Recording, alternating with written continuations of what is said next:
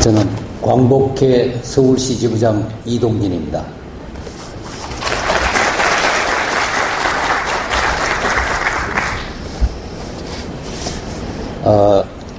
이렇게 늦은 시간인데도 불구하고 바른 역사에 관심과 열정을 가지시고 강의에 참석해 주신 여러분들께 감사를 드립니다.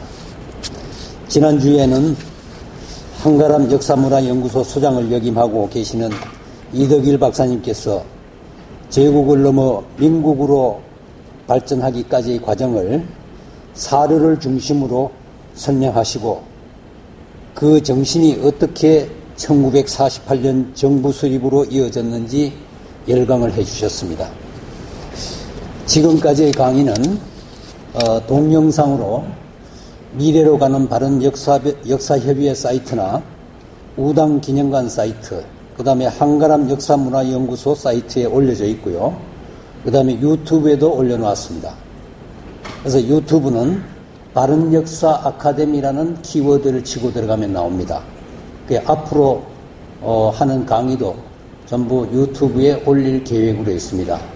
특별히 강사님께서 유튜브에 올리는 것을 원하지 않으시는 경우에는 유튜브에 올리지 않도록 하고 있습니다. 그건 강사님의 요구에 의해서 그렇게 할 수도 있습니다. 그러나 모든 강의는 원칙적으로 유튜브나 관련 사이트에 전부 올리는 걸 원칙으로 하겠습니다. 오늘은 전 친일 재산한수위원회 상임위원과 성균관대학교 초빙 교수를 역임하시고 현재 민족문제연구소 연구위원으로 재직하고 계시는 이준식 박사께서 임시정부의 정치, 경제정책과 식민지 근대화론 비판이라는 제목으로 강의해 주시겠습니다. 그럼 오늘 강의를 해 주실 이준식 박사님을 소개하겠습니다. 박수로 환영해 주시기 바랍니다.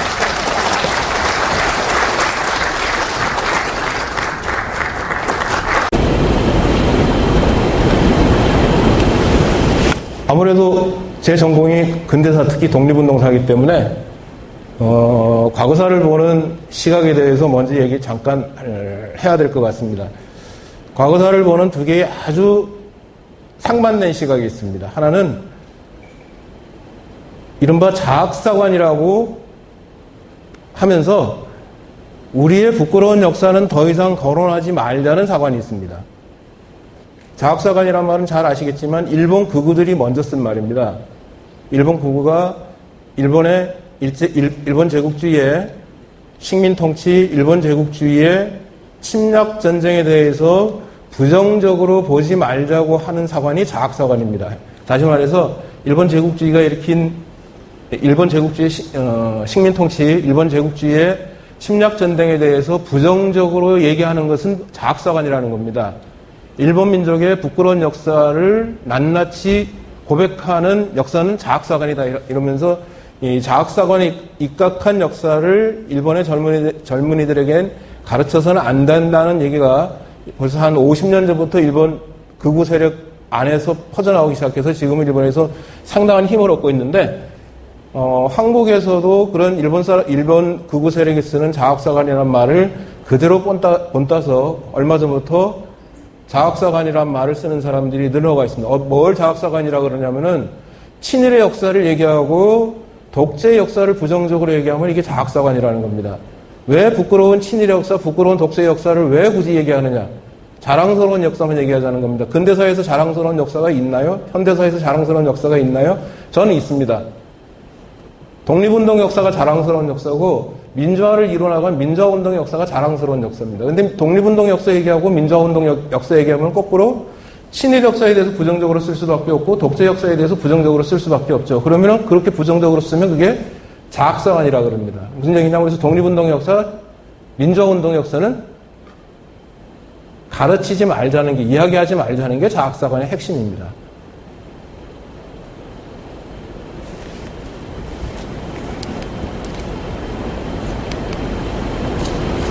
이 화면이 너무 커가지고 굉장히 흐릿하게 보일 텐데 2008년에 뉴라이트라고 부르는 사람들이 교과서 포럼을 만들어서 2008년에 대한교과서 한국 근현대사라는 책을 펴냈습니다.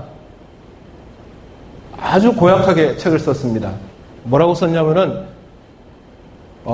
네 번째 줄부터 읽어보면은 이에 한국인들은 어쩔 수 없이 일제의 폭력에 굴종하였다. 많은 한국인은 점차 독립의 희망을 잃어갔다. 나아가 그들은 일제의 침략 전쟁에 협력하면 이제까지의 차별에서 벗어날 것으로 기대했다. 맞는 얘기 같습니까? 새빨간 거짓말입니다. 일제강점 말기에 국내에 살고 있는 사람들이 모두 독립의 희망을 잃고 어쩔 수 없이 일제에 협력했다는 이야기는 완전히 새빨간 거짓말입니다. 1945년 8월 15일 해방이 됐을 때 일본 천황이 항복선언을 함으로써 일제가 패전하고 우리가 해방이 됐을 때 전국에 있는 감옥에서 수많은 사상범이 석방이 됐습니다. 10,000명 이상의 사상범이 석방이 됐습니다. 그 10,000명 이상의 사상범은 다 일제강점 말기에 독립운동하다가 감옥에 들어간 사람들입니다. 겉으로 드러내놓고 독립운동을 하지 못하고 다 비밀리에 독립운동을 하다가 그것도 일제경찰에게 발각이 돼서 감옥에 들어간 사람들이 수천 수만 명인데 그런 사람들을 깡그리 무시하고 독립운동은 아예 없었다. 독립의 희망을 모든 사람들이 다 잃어서 일제에 협력할 수밖에 없다는 이런 새빨간 거짓말을 교과서라는 이름의 책에 써놨습니다. 친일파를 위한 변명을 하기 위해서 이런 말을 써놓은 거죠. 그러면서 그 밑에 더 고약한 서술이 나옵니다. 보통의 한국인들도 강제적으로 또는 자발적으로 전시체제에 참여했다. 황민화 교육이 한창이던 전시기에 수많은 한국인 학생이 각급 학교에 다투어 진학했다. 졸업생들은 전시공업화 전체적으로 늘어난 국내 일자리에 취업했다. 무슨 얘기냐면은 일제강점 말기에 학교에 다닌 사람들은 학교에 다님으로써 일제에 협력했고 강제동원으로 끌려간 사람들은 노동자들은 노동을 함으로써 결과적으로는 부일 협력을 했다는 겁니다. 이 자리에는 나이 드신 분들도 꽤 많이 있는데 아마 일제강점 말기 학교 다니신 분들도 있을지 모르겠습니다. 그런 분들은 다 이 뉴라이트의 시각에 따르면은 부일 협력 세력입니다. 무슨 얘기냐면 일제강점 말기에 세금을 냈던, 학교를 다녔던, 공장에 취업을 했던 일제강점 말기에 이 땅에서 숨지고 산 사람들은 다 친일파, 부일 협력자라는 겁니다. 그러니 누구를 친일파라고 비난하느냐? 친일파는 없다는 겁니다. 그 얘기를 하고 싶어서 이렇게 구구절절히 써놨습니다. 일제강점 말기에는 이 땅에 살고 있는 사람들이 다 희망을 잃고 어쩔 수 없이 일제에 협력할 수밖에 없었다. 어떤 형태로든 이 땅에 살고 있는 사람들이 일제에 협력했다. 특정한 소수의 사람들만이 친일파가 아니라 모든 사람들이 부일 협력자인데 왜 특정한 사람들만 집어서 친일파라고 비난을 하느냐. 친일파라는 비난을 하지 말라는 게 이 긴 서술의 요지입니다.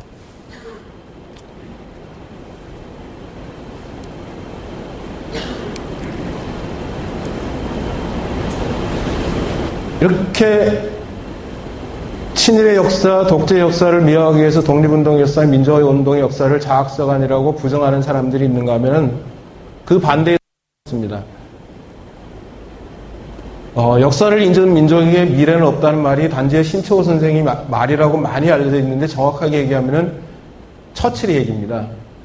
단지의 신채호 선생도 그 비슷한 취지의 말을 하긴 했지만은 단지의 신채호 선생이 한 말은 영토를 잃은 민족은 재성할 수 있어도 역사를 잃은 민족은 재성할 수 없다는 겁니다.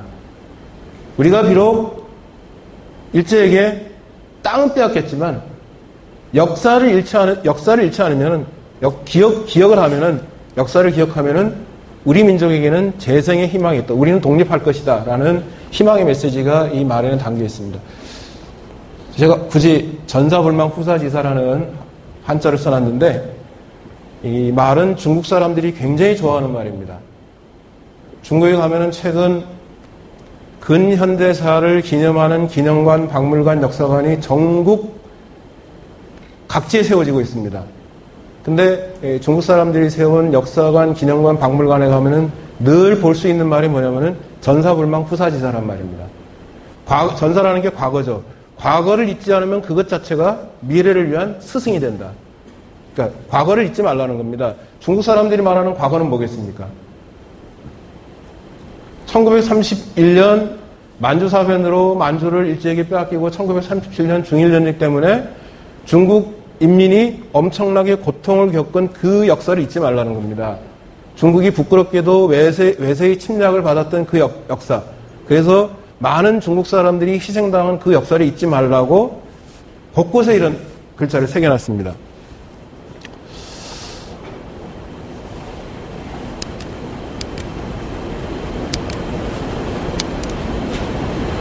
하얼빈에 있는 731 부대, 세균전 부대를 기념하는 기념관에 새겨져 있는 문구입니다. 전사불망 부사지사라고 쓰여져 있죠. 또 그 과거사에 대해서 늘 반성해야 된다는 시각을 가장 잘 보여주는 게 독일의 전 대통령인 리하르트 폰 바이츠제거라는 사람이 한 말입니다. 5월 8일은 독일인이 꼭 기억해야 할 날이다. 뭐 이런 얘기입니다. 과거의 일들을 정직하게 그리고 왜곡함이 없이 상기함으로써 우리들의 진정한 존재의 부분이 되도록 해야 한다. 지나간 일은 수정되거나 백지화할 수는 없다. 그러나 과거에 대해 눈을 감는 사람은 현재에 대해서도 장림이 된다. 과거를 잊지 말라는 겁니다. 여기서 폰 바이츠제거가 말하는 과거를 잊지 말라는 것의 핵심은 뭐죠? 나치 역사입니다. 나치가 전쟁을 일으키고 나치가 유태인을 학살한 그 부끄러운 역사를 독일인은 잊지 말아야 된다는 겁니다. 5월 8일이 독일 패전기념일입니다. 2차 세계대전에서 독일이 연합국에게 항복을 선언한 날이 5월 8일입니다. 한국 날짜는 5월 9일인데 독일 기준으로 5월 8일입니다. 그래서 5월 8일만 되면은 독일의 정치인들은 늘 반성합니다. 한 번도 빠지지 않고 반성합니다. 올해도 독일의 수상이 또 반성했습니다. 똑같은 취지로 반성했습니다. 독일인들은 더 이상 나치가 저지른 것 같은 부끄러운 역사를 다시는 되풀이하지 않겠다는 각오를 다지기 위해서 매년 반성을 하는 겁니다. 이게 그 과거사 운동하는 사람들한테 굉장히 유명한 사진입니다. 빌리 브란트라는 독일의 총리죠. 명수상이죠. 빌리 브란트가 1970년 폴란드에 있는 바르샤바 유태인 미령탑 앞에서 무릎을 꿇고 사죄하는 사진입니다. 빌리 브란트는 유태인 학살에 아무런 책임이 없습니다. 단지 후대의 독일인으로서 선대의 독일인들이 저지른 잘못된 역사에 대해서 무릎을 꿇고 반성을 한 거죠. 근데 더 멋있는 거는 빌리 브란트가 무릎을 꿇고 사죄한 것에 대한 독일 언론의 보도입니다. 무릎을 꿇은 것은 한 사람이었지만 일어선 것은 독일 전체였다. 빌리 브란트는 독일 사람을 대표해서 무릎을 꿇었을 뿐이지 실제로는 모든 독일인이 무릎을 꿇은 것과 마찬가지다. 물론 모든 독일인은 아닙니다. 신나치주의자들은 빼고요. 대다수의 독일인들이 빌리 브란트와 같이 무릎을 꿇고 유태인 학살에 대해서 사죄를 했다는 겁니다. 잘못된 역사에 대해서 늘 반성하는 독일의 자학사관이란 말은 없습니다. 독일 사람들은 자학사관이라는 말 안 씁니다. 중국 사람들이 전사불망 후사지사란 말과 더불어 잘 쓰는 말인데요. 물망국지. 나라의 부끄러운 역사를 잊지 말라. 이 종은 사변 기념관. 우리는 만주사변이라고 그러는데 중국에서는 9.18 사변이라고 그럽니다. 9.18 사변 기념관은 입구에 있는 굉장히 큰 종입니다. 종에 보면 물망국지라고 새겨놨습니다.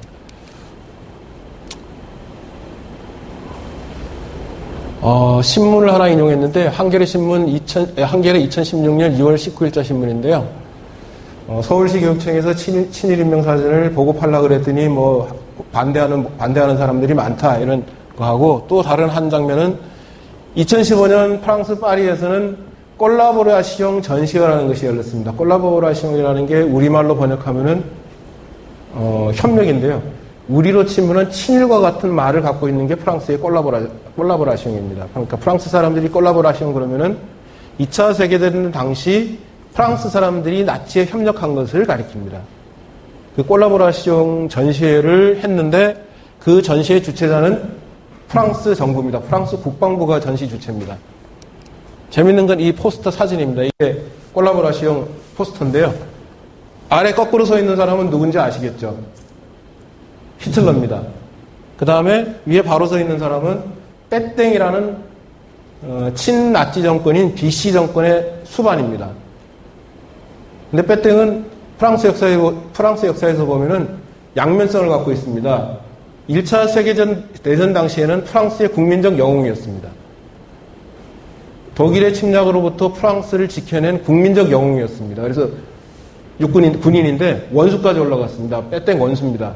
근데 그런 빼땡이, 프랑스의 국민적 영웅이었던 빼땡이 나치가 프랑스를 침략했을 때 나치에 굴복해서 나치에 협력을 한 겁니다. 당연히 2차 세계대전이 끝나고 프랑스가 해방된 다음에 우리만 해방된 게 아니라 프랑스도 해방이 됐거든요. 나치 점령으로부터 해방되고 난 다음에 친나치 세력에 대한 그야말로 피비린내 나는 숙정 작업을 했습니다. 당연히 친나치 정권의 수반이던 빼땡도 법정에 섰습니다.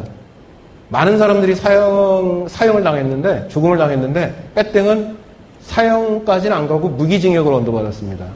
무기징역을 언도한 이유는 빼땡은 친나치, 그러니까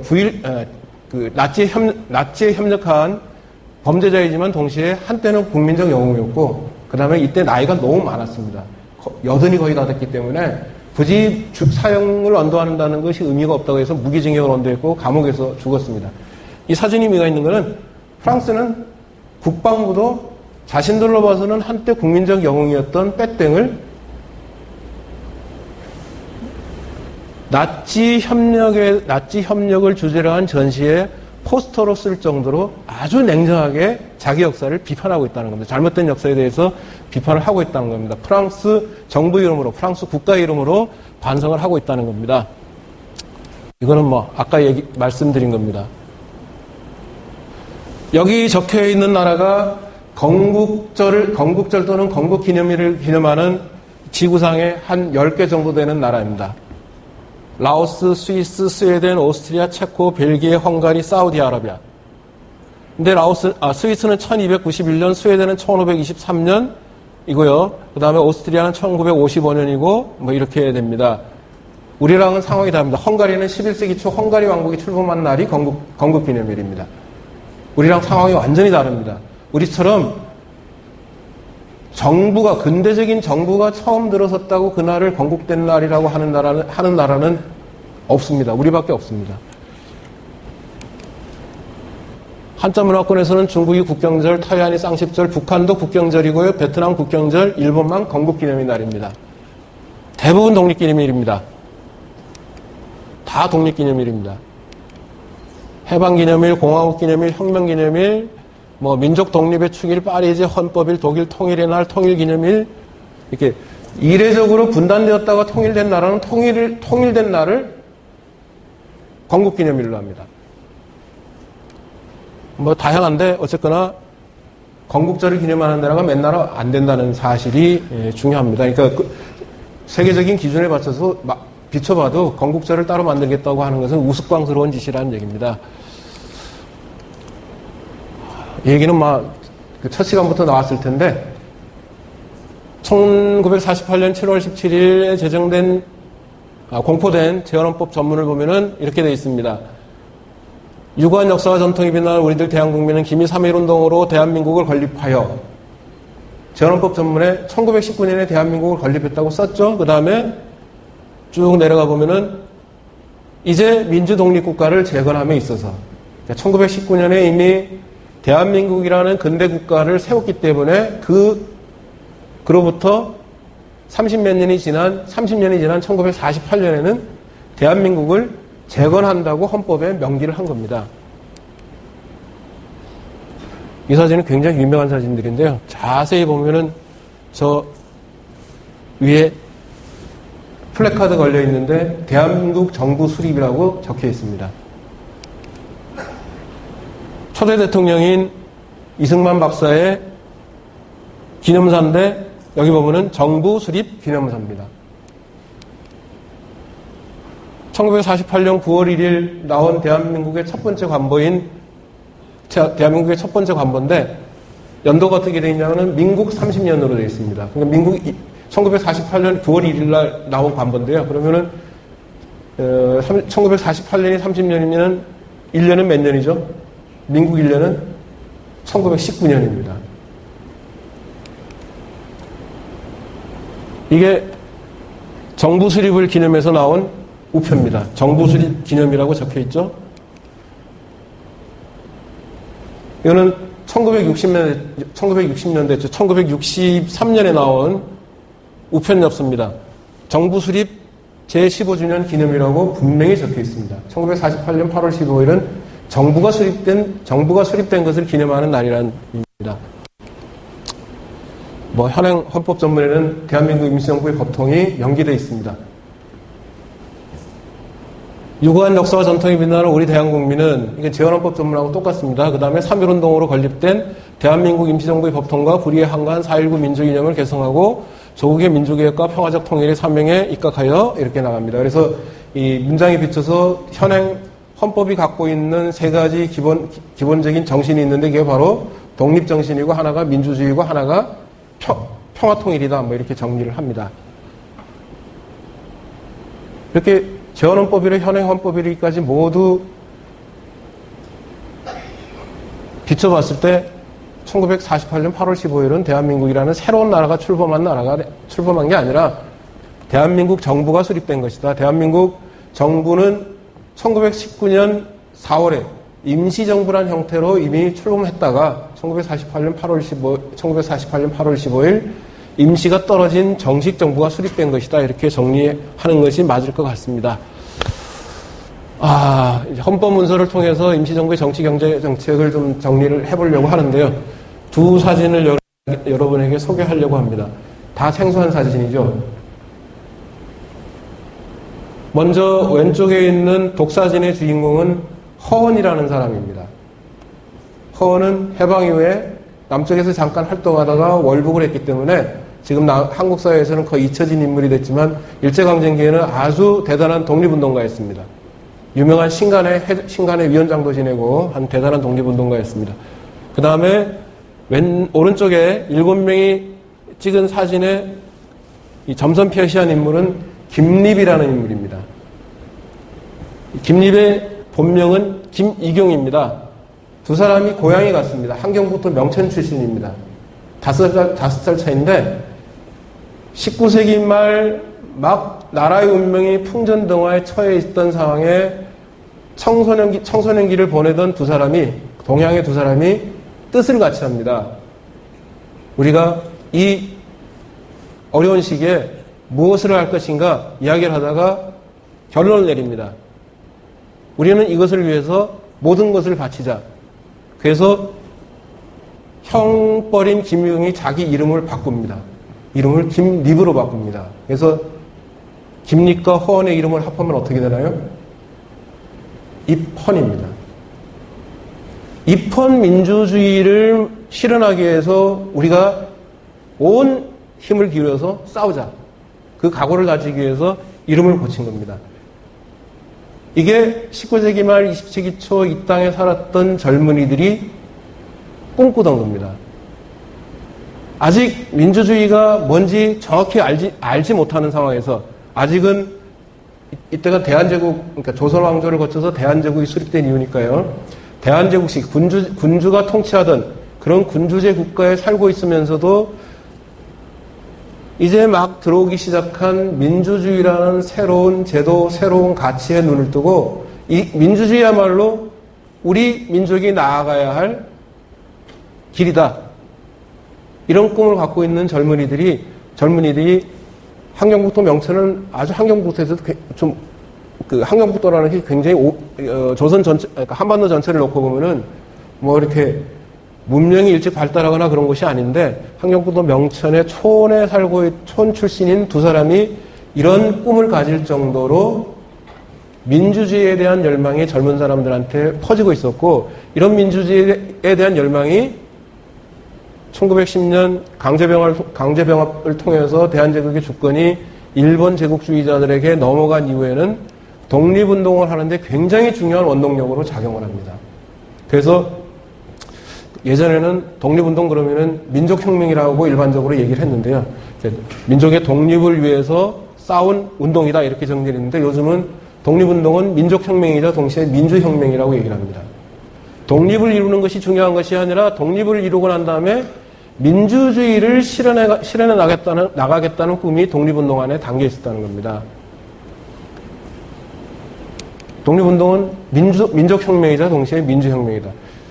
당시 독립운동가들이 혁명이라는 말을 참 많이 썼습니다. 독립운동 단체에 보면 혁명자가 많이 들어갑니다. 신한혁명당, 민족혁명당, 조선혁명당, 혁명이란 말이 굉장히 많이 썼는데, 이때 혁명이란 말은 한편으로는 민족혁명이고 한편으로는 민주혁명입니다.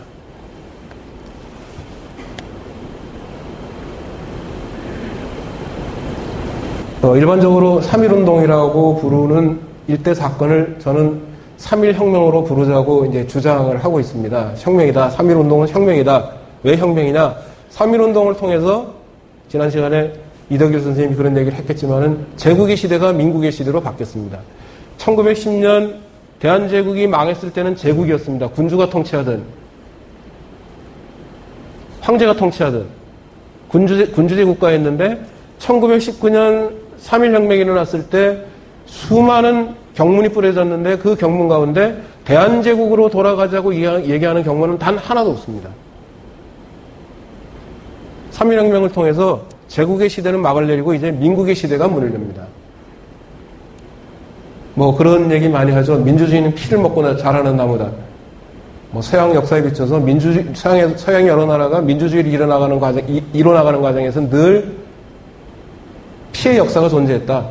그러니까 피를 흘리지 않고 민주주의를 이룬 유일한 나라가 영국이라고 흔히 얘기하는데 영국에는 다 피를 봤는데 우리도 민주혁명이라는 측면에서 보면은 엄청난 피를 흘렸습니다. 3.1 혁명 당시에 만세 시위를 하다가 거리에서 순국하신 분들이 당시 기록에 의하면은 나중에 대한민국 임시정부의 대통령이 되는 역사가 백안 박은식 선생의 추정에 의하면은 6,500명 이상입니다. 전국 각지에서 6,500명 이상의 사람들이 일제군경에게 희생당했습니다. 엄청난 피를 흘린 거죠. 그 피의 대가가 1919년 4월 상하이에서 출범한 대한민국 임시정부입니다.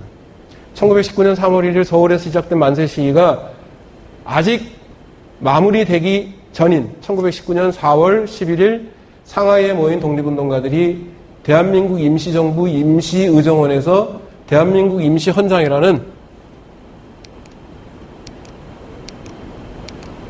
이게 초창기 임시정부 청사입니다.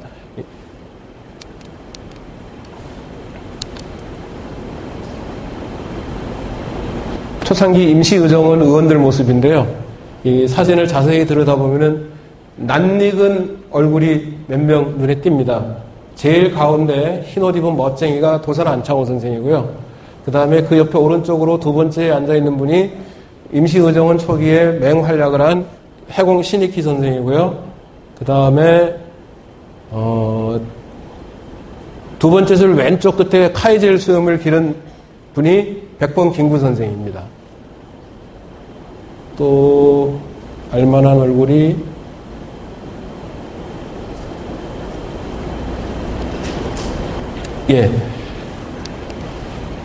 1919년 4월 11일 대한민국 임시정부의 임시의정원에서, 임시의정원이라는 게 요즘으로 치면 국회에 해당되는 건데요. 임시의정원에서 대한민국 임시헌장이라는 우리 역사상 최초의 근대적인 헌법 문서를 통과시킵니다. 딱 10조항으로 된 아주 간단한 헌법 문서입니다. 아주 간단합니다. 근데 엄청난 내용을 담고 있습니다. 제1조, 대한민국은 민주공화제로 함. 그래서 우리 역사상 처음으로 대한민국이라는 국호가 등장합니다. 이 대한민국이라는 국호를 정할 때도 임시정원에서 굉장히 논란이 많았습니다. 망한 대한제국을 연상시키는 대한이라는 용어를 굳이 쓸 필요가 있느냐. 조선민국으로 하자, 고려민국으로 하자, 별 얘기가 다 있었는데 그래도 대한민국으로 결정이 됐고 그 이후 현재 일까지 우리는 대한민국이라는 국호를 쓰고 있습니다. 그 다음에 중요한 게 민주공화제로 함이라는 규정입니다. 혹시 현행헌법 1조 외우시는 분 있나요? 1조 1항. 현행헌법 1조 1항은 대한민국은 민주공화국이다라는 조항입니다. 똑같죠? 대한민국은 민주공화제로 함이라는 약간의 고어투가 현대어투로 바뀌었을 뿐입니다. 똑같은 내용이 들어가 있는 거죠. 그래서 대한민국이라는 나라 이름도 처음 등장했고 민주공화제라는 정체가 확립된 것도 처음입니다. 일반적으로 민주와 공화는 서로 어울리지 않는다 그럽니다. 미국을 보면 그렇죠. 미국이 양당 정치를 하는데 민주당과 공화당이 경쟁을 하죠. 민주당과 공화당이 뭔가 지향하는 게 다르니까 경쟁을 하는 거죠. 그래서 일반적으로 서양에서는 민주와 공화를 같이 섞어서 쓰는 경우가 없는데 이 대한민국 임시정부에 모인 애국지사들은 민주와 공화가 상반되는 것이 아니라 같이 어우러져야 된다고 생각을 했던 모양입니다. 그래서 민주공화제라는 매우 독특한 정치체제를 구상을 합니다. 그 다음에 중요한 게 임시헌장의 3조입니다. 대한민국의 인민은 당신은 국민이란 말을 안 쓰고 인민이란 말을 썼습니다. 당신은 인민이란 말이 훨씬 보편적으로 쓰였습니다. 대한민국의 인민은 남녀, 귀천 및 빈부의 계급이 없고 일체 평등인 그야말로 혁명적인 조항입니다. 모든 불평등을 인정하지 않는다는 겁니다. 자, 귀천의 계급이 없다는 것은 이미 1894년에 1894년에 이 노비제가 철폐되면서 신분제는 공식적으로 없어졌습니다. 그러니까 별로 이게 큰 의미를 갖지 않습니다. 근데 중요한 것은 남녀의 차이를 인정하지 않은 겁니다. 남녀의 차이가 없고 일체 평등하다고 선언했고 더 나아가서는 계급의 차이도 없고 일체 평등하다고 그랬습니다. 근대사회의 굉장히 중요한 특징이 계급적인 불평등인데요. 특히 이제 시장 경제를 채택하고 있는 사회에서는 어디서나 계급적인 불평등이 계급 사이의 불평등이 어쩔 수 없이 나타날 수밖에 없다고 인정을 하는데 임시정부에 모인 독립운동가들은 그런 불평등을 인정하지 않겠다고 선언을 한 겁니다. 대한민국에서는 모든 인민이 다 평등하다는 겁니다. 놀라울 정도로 평등지향적인 모습을 보였습니다. 그 다음에 네 번째가 대한민국의 인민은 신교, 종교죠. 종교, 언론, 저작, 출판, 결사, 집회, 신서, 편지 쓰는 겁니다. 편지, 주소 이전, 신체 및 소유의 자유를 향유한. 그러니까 순서가 어떻게 되냐면은 평등하다, 그 다음에 자유롭다, 이렇게 나갑니다. 권리를 앞에 얘기합니다. 근대 국가에서 국민이 누려야 될 평등권, 자유권을 먼저 언급을 합니다. 그 다음에 6번째, 제6조에 가서 대한민국의 인민은 교육, 납세 및 병역의 의무가 있습니다. 국민의 의무를 앞세우는 것이 아니라 국민의 권리, 평등권, 자유권을 앞세우는 그런 놀라운 발상을 대한민국 임시헌장이 보여줍니다. 자, 3조에서 남녀의 차이가 없고 일체 평등하다 그러고 그 다음에 제5조에서는 대한민국의 인민으로 공민 자격이 있는 자는 선거권 및 피선거권이 있음. 이렇게 되면 어떻게 되죠? 여성도 선거권과 피선거권을 갖습니다. 당시 전 세계적으로 여성의 참정권을 인정한 나라가 거의 없었습니다. 미국도 영국도 여성의 참정권을 아직 인정하지 않던 시기에 우리 독립운동가들은, 우리 선열들은 여성의 참정권까지 인정을 한 겁니다. 여성이 남성과 똑같이 평등하다고 이렇게 헌법문서에 명시를 했습니다. 그래서 초기 임시의원 가운데 명단을 보면 놀랍게도 여성 의원이 있었습니다. 김마리아라는 아주 유명한 독립운동가죠. 김마리아 여사가 초창기 임시의정원의원이었고요. 해방이 될 때까지 특히 일제강점 말기에는 임시의정원에 여성 의원들이 차지하는 비율이 꽤 높았습니다. 아마 지금 대한민국 국회에서 여성 의원이 차지하는 비율보다 더 높았을 겁니다. 여성의 참정권을 다른 그 어떤 나라보다 먼저 인정했다는 점에서도 또 헌법문서는 매우 혁명적입니다. 그 다음에 제9조 생명형, 신체형 및 공창제를 폐지한. 요즘 말로 하면은 사형제도 부정하는 겁니다. 그 다음에 공창제. 여성의 몸을 상품화하는 것도 또한 부정합니다. 다 합해봤자 10개밖에 안 되는 아주 간단한 헌법 문서인데 매우 많은 내용을 포함하고 있습니다. 지금 현재 대한민국 헌법의 단계에 있는 내용이 이 대한민국 임시 현장에서부터 비롯되었다고 얘기해도 과언이 아닙니다.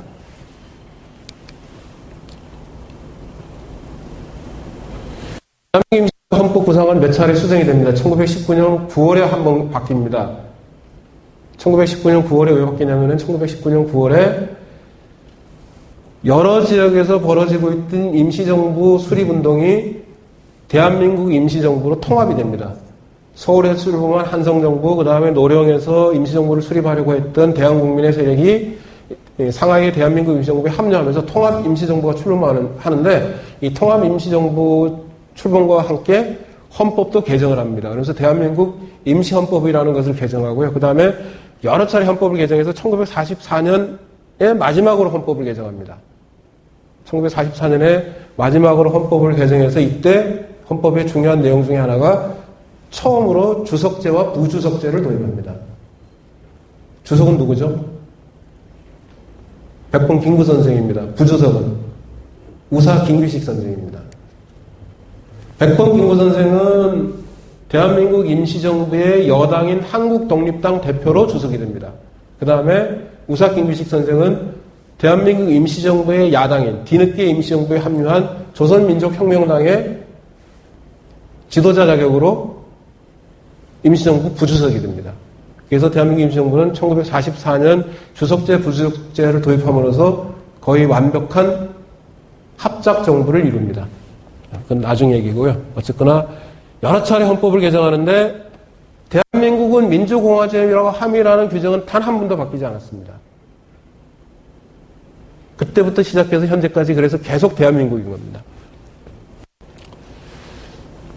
마지막까지 민주공화제를 수립한다는 것, 주권이 국민 또는 잠정적으로 광복운동자, 당신은 국민이라는 말을 쓰지 않고 인민이라는 말을 썼지만 광복운동자에 있다는 것, 국민은 평등하다는 것, 국민은 각종 권리와 자유를 누린다는 것은 바뀌지 않았습니다.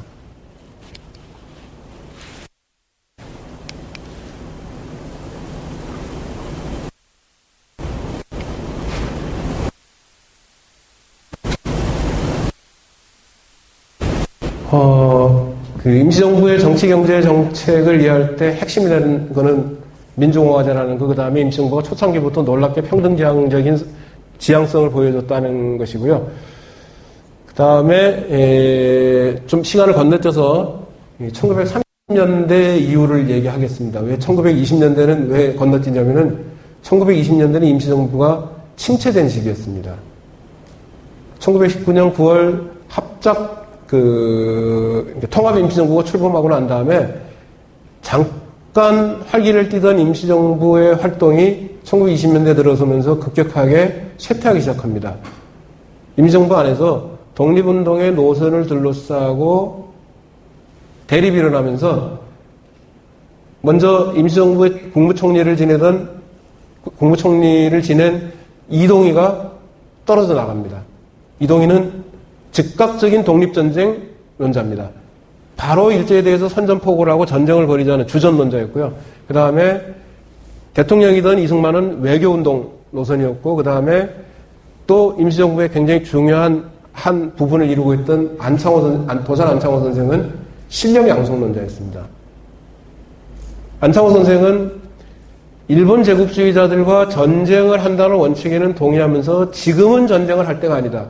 앞으로의 전쟁을 위해서 우리가 지금 실력을 쌓을 때라는 점에서 이동희 선생과 노선을 달리하고 있었습니다. 이렇게 세 노선이 서로 대립하는 가운데 이동희 선생이 떨어져 나가고 그 다음에 안창호 선생이 또 임시정부에서 벗어나고 그러면서 임시정부가 좀 침체되던 시기가 1920년대입니다. 1930년대 들어서 임시정부가 다시 활기를 띠게 되는데요. 잘 아시는 것처럼 임시정부가 활기를 띠게 되는 직접적인 계기 중에 하나가 1932년 4월에 일어난 윤봉길 의거입니다. 윤봉길 의사가 상하이의 홍코우 공원에서 벌어지고 있던 일본 사람들의 천장절 행사, 동시에 일본군의 전승기념일, 전승기념일이라는 것은 일본군이 상하이를 쳐서 이겼다고 한 기념일입니다. 전승기념일 행사를 하는데 폭탄을 던져서 시라카와라는 일본 육군 대장, 상하이 주둔 사령관이었습니다. 시라카와를 죽인 사건이 계기가 돼가지고 그동안 임시정부의 활동에 대해서 소극적인 자세를 견지하던 중국 국민당 정부가 장제스가 비로소 임시정부를 지원하기 시작합니다. 그래서 임시정부가 한편으로는 활기를 띠는데 또 다른 한편으로는 임시정부가 또 굉장히 큰 위기 국면을 맞습니다. 왜? 1919년 4월 임시정부가 자리를 잡은 곳은 상하이 안에서도 프랑스 조계지였습니다. 당시 프랑스는 5개의 조계지가 있었는데요. 조계지라는 것은 남이 나라 땅을 힘센 나라가 차지하고 있는 게 조계지입니다. 서양 열강 플러스 일본이 힘을 앞세워서 중국으로부터 땅을 일부 떼받은 겁니다. 상하이가 그렇게 해서 제국주의가 통치하는 공간이 됐는데 상하이는 5개의 조계지가 있었습니다. 그 5개의 조계지 가운데 프랑스 조계지에서 주로 독립운동을 했습니다. 왜 프랑스 조계지에서 독립운동을 했냐면은 당시 프랑스 정부가 한국의 독립운동에 대해서 묵인하는 정책을 취했습니다. 프랑스 사람들이 잘 쓰는 말이 똘러랑스라는 건데요. 우리말로 하면 관용 이렇게 번역되죠. 그러니까 관용 원칙 입각에서 한국 사람들이 자신들의 독립을 위해서 활동하는 것을 프랑스 정부는 방해하지 않겠다. 단 전제가 있습니다. 법을 어기지 말라. 프랑스가 정한 법을 어기지 않는다면은 한국 사람들이 독립운동을 하는 것은 프랑스 정부가 용인을 하겠다. 이런 정책을 취합니다. 그래서 프랑스 조계지 안에서 주로 독립운동을 벌입니다. 대한민국 임시정부도 프랑스 조계지 안에 있었습니다. 독립운동가들도 모두 프랑스 조계지 안에서 활동을 했습니다. 프랑스 조계지에서 벗어나면 어떻게 되죠? 체포가 됩니다. 상하이에는 일본도 진출해 있었기 때문에 일본의 영사관 경찰에게 체포가 됩니다. 그래서 프랑스 조계지 안에서만 활동할 수밖에 없었습니다. 근데 1930년 윤봉길 의원을 통해서 프랑스 정부가 그동안 임시정부 활동에 대해서 묵인하던 정책을 철회합니다. 왜? 사람을 주겠다는 겁니다. 우리 입장에서 보면은 의건데, 우리 입장에서는 독립을 위한 투쟁인데 프랑스 정부가 봤을 때는 사람을 죽인 살인행위를 했다는 겁니다.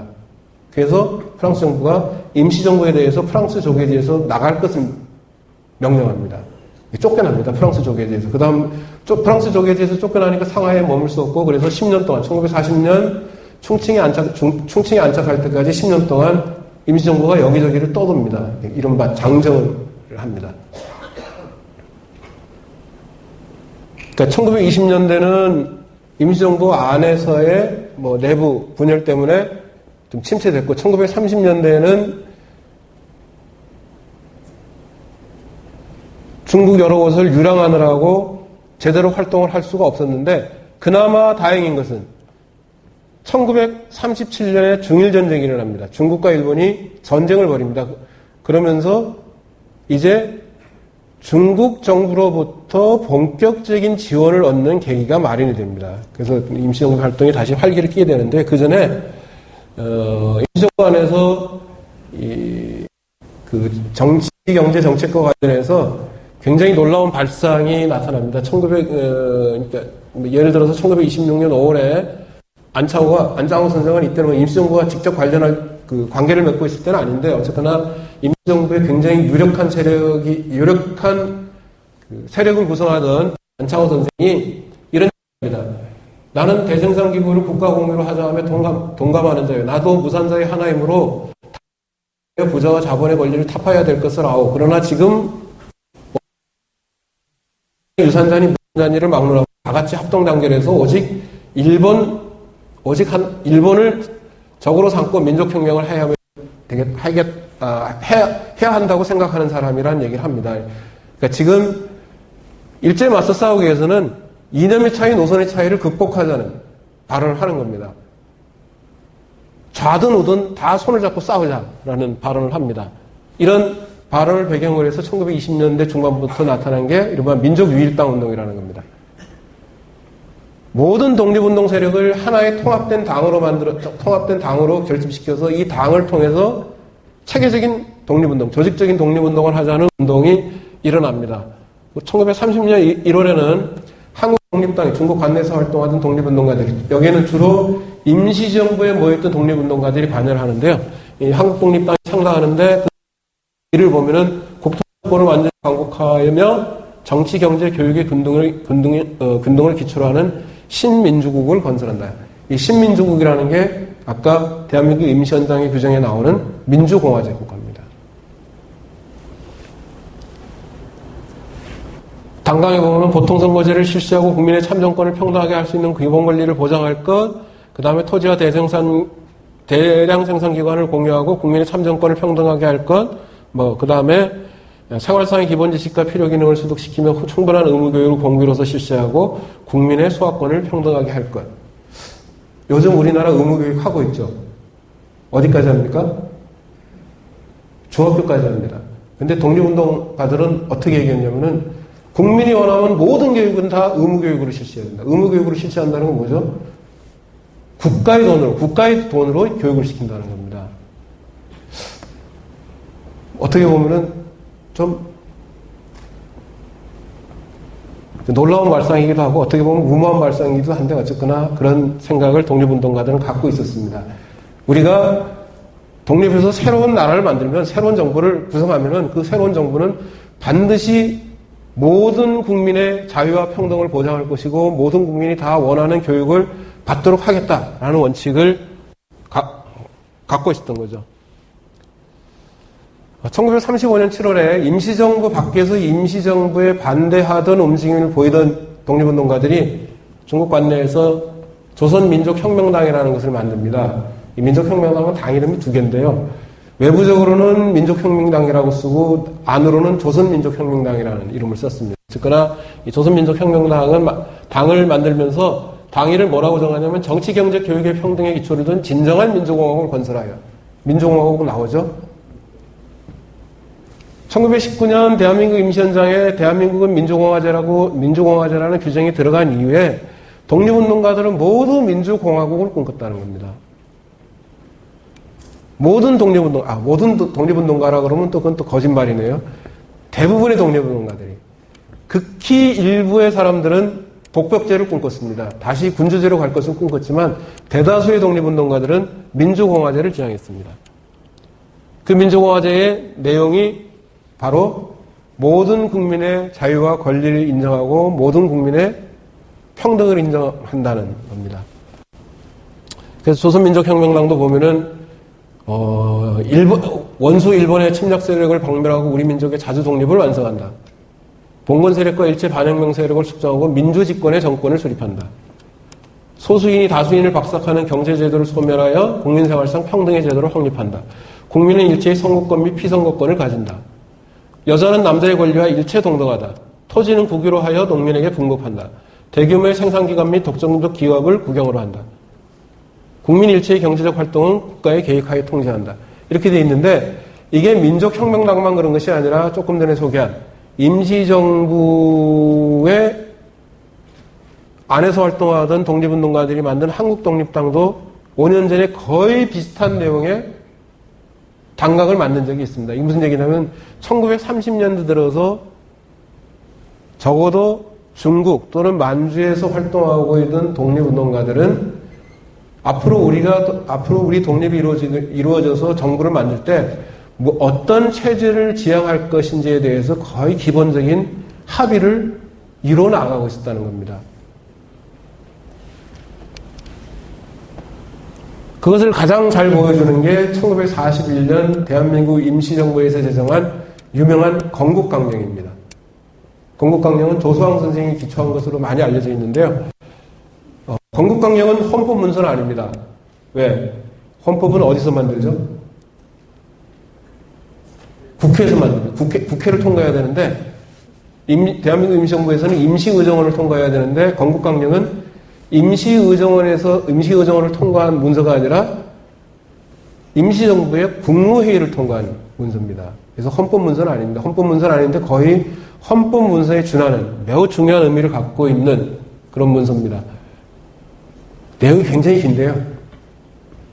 긴 거를 다 쓸 수는 없고 중요한 것만 얘기하자면은 대생생 기관의 공급 및 수단을 국유로 한다. 국민 각계의 균등 생활을 확보한다. 토지의 상속 매매, 전양, 유증, 전조차 금지. 고리대금업 금지. 그다음에 토지는 직접 농사 짓는 사람에게 나눠주는 것을 원칙으로 한다. 조선민족혁명당의 당간과 거의 비슷한 내용입니다. 그래서 1941년 임시정부가 이런 건국강령을 만든 것은 바로 조선민족혁명당과의 합작을 염두에 둔 겁니다. 이미 조선민족혁명당이나 임시정부나 지향하는 바가 비슷해지고 있었기 때문에 이제 손을 잡지 않을 이유가 없습니다. 독립을 이루고 난 다음에 어떤 체제를 만들어 나갈 것인지에 대한 기본적인 합의가 이루어지고 있었기 때문에 손을 잡지 않을 이유가 없습니다. 그래서 임시정부가 건국강령을 제정하고 난 다음에 실제로 조선민족혁명당과 임시정부의 합작이 이루어집니다. 41년 말부터 조선민족혁명당에 있던 독립운동가들이 임시정부에 들어갑니다. 대표적으로 그래서 의사 김기식 선생이 1942년에 충청에 가서 임시정부 국무위원이 됩니다. 그리고 민족혁명당의 실질적인 지도자이던 김원봉 장군은 한국 광복군으로 들어가서 부사령관이 됩니다. 총사령관의 지청천 장군이었고요.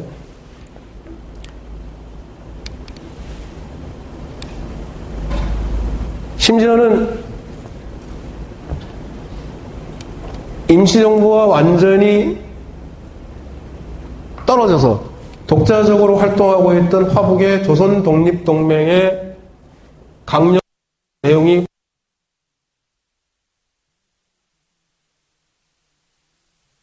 민주정권을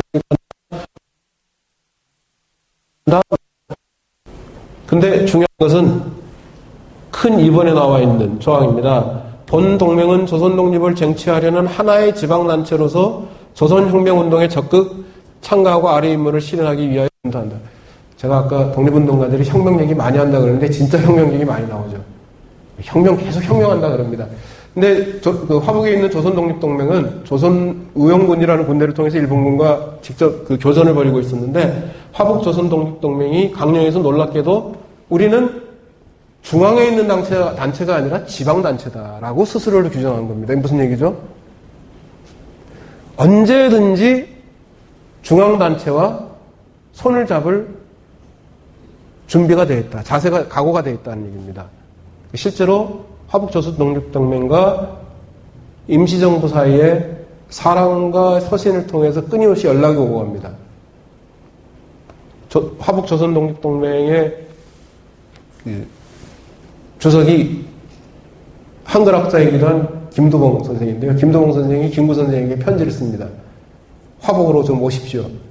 김구 선생도 여건이 되면 가겠습니다. 그래서 서로 편지를 주고받고 사람도 주고받으면서 합작에 대한 조선독립동맹과의 합작도 어느 정도 무르익어 가고 있었는데 안타깝게란 말을 또 함부로 쓰면 안 되죠. 1945년 8월 15일 일본 왕이 항복을 선언한 겁니다. 독립운동가들이 예상한 것보다 빨리 항복을 선언했습니다. 그래서 8월 11일인가요?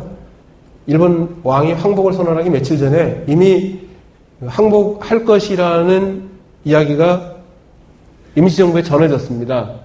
그래서 당시 그 임시정부의 주석이던 김구 선생이 서한회가 있었습니다. 시한회가 있었습니다. 왜? 이때 미군의 첩보부대인 OSS와 한국 광복군 사이에 합동작전이 추진되고 있었습니다. 이건 흔히 독수리 작전이라고 그러는데요. 미국은 기본적으로 대한민국 임시정부도 인정하지 않았고 한국 광복군도 인정하지 않았습니다. 미국은 기본적으로 임시정부를 인정하지 않았습니다. 누가 임시정부 인정했죠? 연합국 가운데 임시정부를 인정한 나라가 혹시 있는지 아십니까? 중국은 인정하려고 했습니다. 중국 국민당 정부는 임시정부를 승인하려고 했습니다. 국가로서 승인하려고 했습니다. 그런데 같은 연합국이든 미국과 영국이 반대해서 승인을 하지 못했습니다.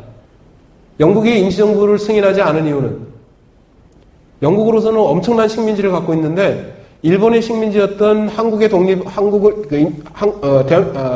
대한민국 임시정부를 승인하게 되면은 이게 영국의 식민지에게도 굉장히 큰 영향을 미친다고 봤습니다. 실제로 영국은 1차 세계대전 할 때 1차 세계대전 과정에서 인도 사람들의 협력을 얻기 위해서 인도에 대해서 이미 독립을 약속한 적이 있습니다. 근데도 독립을 안 시키고 있었거든요. 근데 한국의 임시정부만 승인한다는 것이 영국에서는 굉장히 큰 문제이기 때문에 영국은 임시정부 승인에 반대했고요. 미국은 만약 전쟁이 끝나게 되면은 한반도에서 신탁 통치를 한다는 구상을 갖고 있었기 때문에 임시정부를 승인하려고 하지 않았습니다. 왜냐하면 임시정부를 승인하게 되면은 전쟁이 끝남과 동시에 임시정부가 바로 정식 정부로 들어서는 게 되기 때문에 미국은 임시정부를 승인하지 않으려고 했습니다. 중국 정부는 승인하려고 했는데 영국과 미국이 반대하는 바람에 승인하지 못했습니다. 근데 대신에 미국이나 영국으로부터 승인을 얻어내지 못하는 대신에 임시정부가 거둔 굉장히 중요한 외교적 성과가 뭐죠? 카이로 선언입니다. 2차 세계대전 과정에서 카이로에 모인 영국, 미국, 그 다음에 중국의 영수들이 2차 세계대전이 끝난 다음에 국제질서를 어떻게 재편할 것인지에 대한 논의를 하고 그 논의 결과를 발표를 했습니다. 이게 카이로 선언인데, 유명한 카이로 선언인데, 카이로 선언이 우리 역사에서 굉장히 중요한 의미를 갖는 것은 카이로 선언을 통해서 처음으로 한국의 독립이 국제적으로 인정이 됐습니다. 카이로 선언 내용에 보면은 그 한국의 독립은 부칙조항에 들어가 있는데요. 적절한 과정을 거쳐서 한국은 독립시킨다는 내용이 들어가 있습니다. 당시 그 주축국이던 일본, 이탈리아, 미국의 식민지가 굉장히 많았는데 전쟁이 끝난 다음에 독립을 약속한 유일한 나라가 한국입니다.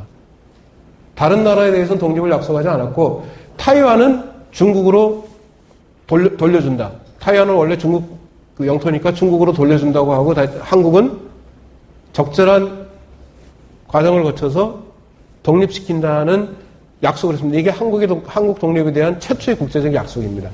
그전에는 한국이 독립을 약속받으려고 엄청나게 노력을 했는데 계속 열강이 콧방정만 꼈습니다. 인정을 하지 않았습니다. 근데 처음으로 인정을 했습니다. 인정받은 이유는 장제스가 영국의 처칠과 미국의 루스벨트를 설득을 했습니다. 한국은 독립하기에 충분한 자격을 갖추고 있는 나라이니 전쟁이 끝난 다음에 독립을 시켜야 된다고 요구를 했고 미국과 영국은 그게 마땅치 않았기 때문에 적절한 과정을 거쳐서라는 단서를 붙여서 한국의 독립을 약속하게 된 겁니다. 어쨌거나 임시정부가 거둔 굉장히 중요한 외교적 성과가 카이로 선언인데요. 그럼에도 불구하고 미국은 어쨌거나 1945년 8월 15일까지 대한민국 임시정부를 공식적으로 인정하지 않았습니다. 그런데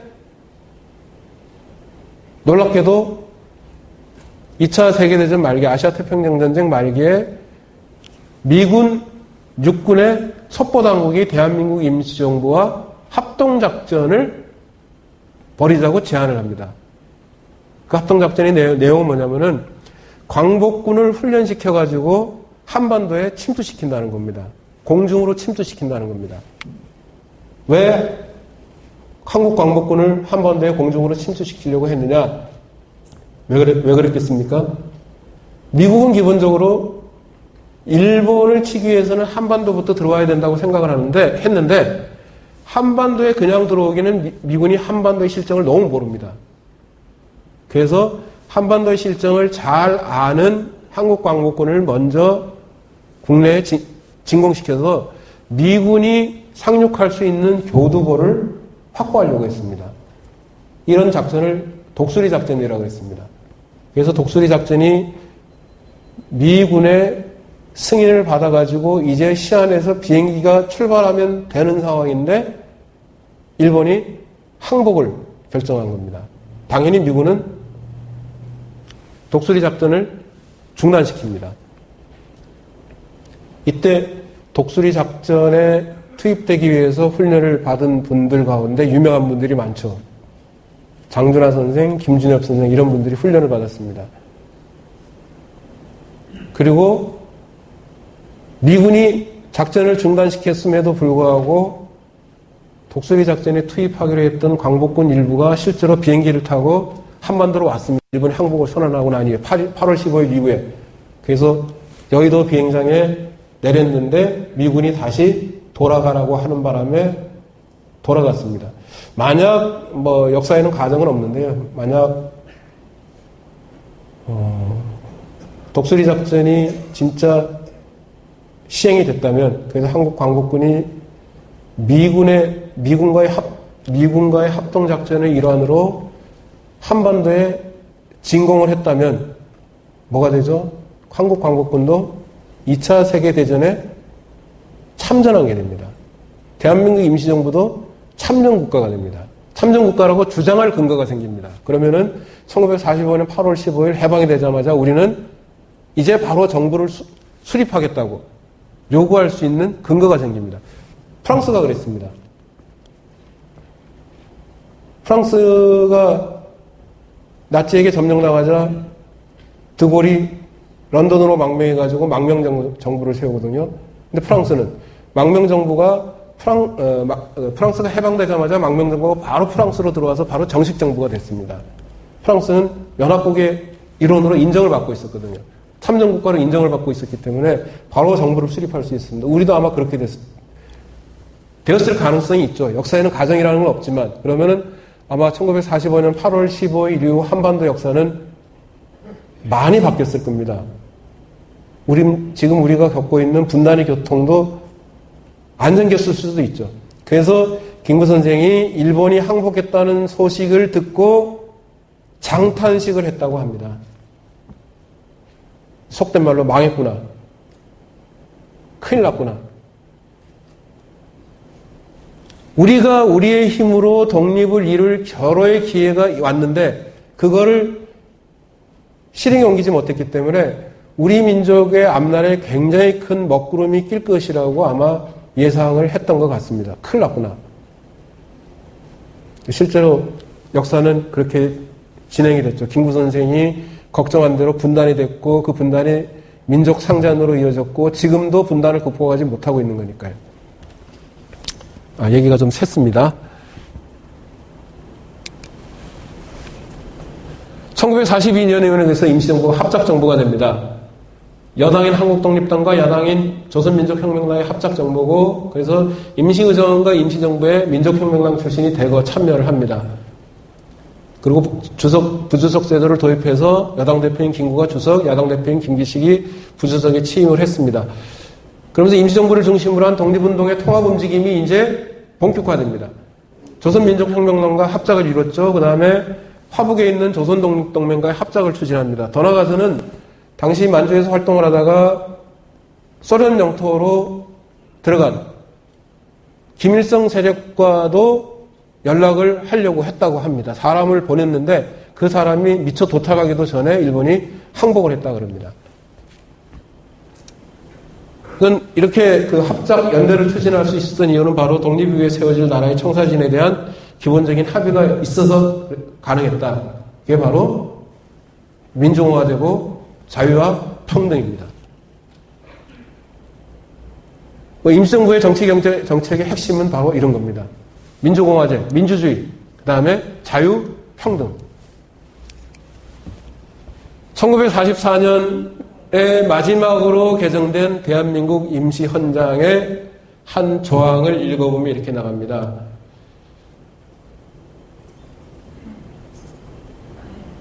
3.1 대혁명에 이르러, 놀랍게도 3.1 혁명이라고 하지도 않고 저는 3.1 혁명이라고 그래도 겸손하게 표현했는데 대한민국 임시정부의 애국지사들은 3.1 대혁명이라고 썼습니다. 무슨 얘기죠?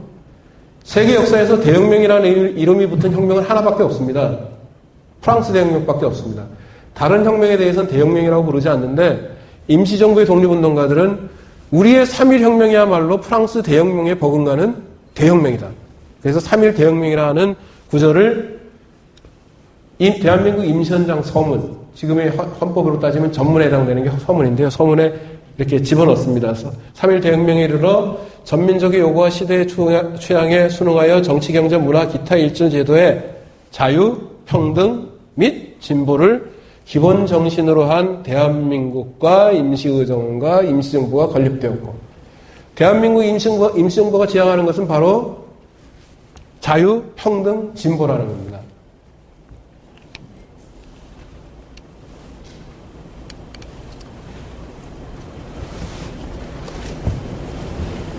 오늘 강의 핵심이 사실은 식민지근대화론 비판인데 이제 시간이 얼마 안 남았습니다. 속도전으로 가겠습니다.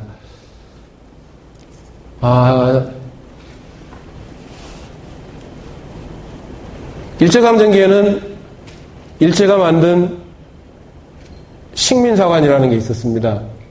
해방 이후에는 한국 역사학계의 최대 과제가 일제 식민사관을 극복하는 것이었습니다. 근데 실제로는 일제 식민사관을 극복하기가 굉장히 어려웠습니다. 왜? 일제 식민사관에 쩌든 사람들이 한국 역사학계의 주요 포스트를 다 차지하고 있었기 때문에 경성제국대학 출신, 와세대학 출신들이 곳곳에 박혀가지고 일제 식민사관 청산을 실제로 막았습니다. 이승만 정권이 친일파를 보호하는 바람에 한국 사회가 전체적으로 친일 청산을 못하는 상황에서 학계도 마찬가지였습니다. 그러다가 1960년 4월 혁명이 일어나면서 4.19 혁명이 일어나면서 젊은 역사학자들을 중심으로 해서 식민사관을 극복해야 된다는 얘기가 나오고 그런 움직임이 하나의 사관을 형성하게 됩니다. 그러면서 나중에 내재적 발전론이라고 부르는 새로운 역사인식이 등장을 합니다. 내재적 발전론은 식민사관은 기본적으로 우리 민족, 조선은 스스로 발전할 수 있는 역량을 갖고 있지 못하다고 규정한 데 반해서 내재적 발전론은 비록 시기의 차이, 강도의 차이는, 세기의 차이는 있을지 모르지만 조선도 스스로 발전할 수 있는 역량을 갖추고 있었다. 내재적으로, 주체적으로 발전할 역량을 갖고 있었고 실제로 발전하고 있었다. 그러나 우리보다 먼저 근대를 받아들인 일본, 우리보다 먼저 근대를 받아들여서 제국주의 국가가 된 일본의 식민지가 되는 바람에 내재적으로 발전할 수 있는, 주체적으로 발전할 수 있는 역량을 빼앗겼을 뿐이다. 라는 식으로 우리 역사를 설명하기 시작합니다. 우리 근대사를 설명하기 시작합니다. 이런 입장을 흔히 내재적 발전론이라고 나중에 정리를 하는데요. 이런 내재적 발전론이 1980년대 이후에 적어도 그러니까 조선 후기 이후에 그 한국 근대사를 설명하는데 주도적인 이론으로 자리를 잡았는데 여기에 대해서 반기를 드는 사람들이 한 20년 전부터 슬슬 등장을 했습니다. 원래 한국 사회 내부에서 반기가 나타난 게 아니라 외국에서 먼저 시작됐습니다. 미국에서 일본사를 공부하는 사람들이 일본 역사를 공부하는 과정에서 제국주의 일본의 역사를 정리하는 과정에서 일본 제국주의는 식민지를 지배할 때 그냥 수탈만 한 게 아니라 발전도 시켰다. 그래서 수탈과 발전을 같이 엮어서 봐야 된다는 얘기를 하기 시작합니다. 이걸 수탈과 발전론이라고 합니다. 이 수탈과 발전론이 바로 일본으로 들어가서 일본 학계가 여기에 반응을 했고요. 일본의 일부 학자들이 반응을 했고, 여기에 또 한국의 일부 학자들이 반응을 하면서 한국에서 식민지 근대화론이라는 것이 등장을 합니다. 식민지 근대화론의 핵심은 이런 겁니다. 일제강점기에 식민사학자들이 얘기했던 것처럼 우리는 스스로 발전할 여지가 없었다. 우리는 스스로 발전할 여지가 없었다. 식민지 근대화론자들이 잘 인용하는 에크트라는 미국의 역사학자가 있는데요. 에크트가 쓴 책에서 이렇게 비유를 합니다. 내재적 발전론자들이 그러는 것처럼 조선 후기 이래 한국 사회에서 발전의 여지를 발견할 수 있다고 얘기하는 것은 오렌지 밭에서 사과를 찾는 것과 마찬가지다. 오렌지 농장에서 사과를 찾는 것과 마찬가지다. 무슨 얘기냐면은 한국은 스스로 발전할 여지가 전혀 없었다. 단언을 합니다. 식민지 근대화론자들이 에크트를 해서 굉장히 좋아하는데요. 식민지 근대화론자들은 기본적으로 우리는 스스로 발전할 역량이 없었다고 얘기를 합니다. 한국은 가만 놔뒀으면 영원히 정체된 상황에 머물렀을 텐데 한국이 그나마 발전할 수 있었던 것은 외부로부터 문명을 이식받았기 때문이다. 외부로부터 문명을 이식시킨 건 누구죠? 한편으로는 서양 제국주의고 한편으로는 일본 제국주의입니다. 특히 일본 제국주의 영향을 강조합니다. 네, 왜냐하면 현실적으로 1910년을 전후한 시기에 한반도가 일제의 식민지가 됐기 때문에 일본 제국주의의 근대 문명을 한국이 받아들임으로써 한국은 비로소 근대로 나아갈 수 있는 기회를 잡을 수 있었다고 얘기하는 게 식민지 근대화론입니다. 쉽게 얘기하면 식민지였기 때문에 근대화됐다고 얘기하는 게 식민지 근대화론입니다. 거꾸로 얘기하면 식민지가 아니었으면 식민지를 겪지 않았으면 우리는 근대화되지 못했다고 얘기하는 겁니다. 우리가 일본의 식민지가 되지 않았으면 우리는 영원히 정체된 사회에 머물러 있었을 텐데 식민지가 되었기 때문에 일본 제국주의자들이 의도한 건 아니지만 역설적으로 식민지가 되었기 때문에 우리는 발전할 수 있었다고 이렇게 얘기를 합니다. 심지어는 예전에는 경제만 갖고 얘기를 했는데요. 경제 성장이 그래서 가능했다고 얘기를 했는데 요즘은 식민지 근대화론자들이 거기서 한 걸음 더 나가서 뭐라고 얘기하냐면은 우리가 해방 후에 빠르게 민주주의 국가가 된 이유도 바로 일본의 식민지를 경험했기 때문이다. 일본의 식민지를 경험하면서 우리는 민주주의 훈련을 받았다. 이딴 소리를 하고 있습니다. 일본은 민주주의와 아무 관계가 없는 국가입니다. 일본을 1945년 8월 15일 이전에 일본을 민주주의라고 얘기하는 사람은 없습니다. 한국이 늘 할 때 식민지 근대화론자들밖에 없습니다. 독립운동 과정에서 우리 독립운동가들이 선열들이 엄청난 희생을 당했습니다. 일단 독립운동하다가 잡히면 감옥에서 그야말로 개돼지 취급 받았습니다. 고문을 받았습니다. 엄청난 고문 받았습니다. 어느 정도 고문이 일상화됐느냐? 예를 하나만 들자면은 지금은 경상북도인데 일제강점기에는 강원도에 속한 울진이라는 지역이 있습니다. 울진이 농민운동이 굉장히 활발하던 지역이었는데요.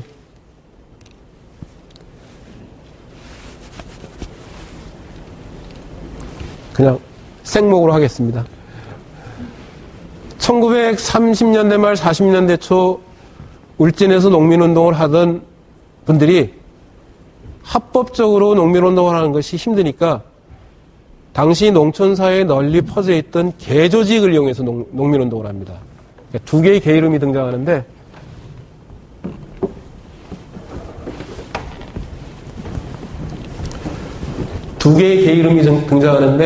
창육의 준양계라는 이름이 등장합니다. 이 창육의 준양계 사건으로 일제경찰에 체포된 농민들이 100명 정도 됩니다. 근데 놀랍게도 100명의 농민 가운데 6명이 경찰에서 취조를 받다가 사망합니다. 엄청난 고문을 한 거죠. 그 다음에 당시에는 예심이라는 걸 했습니다.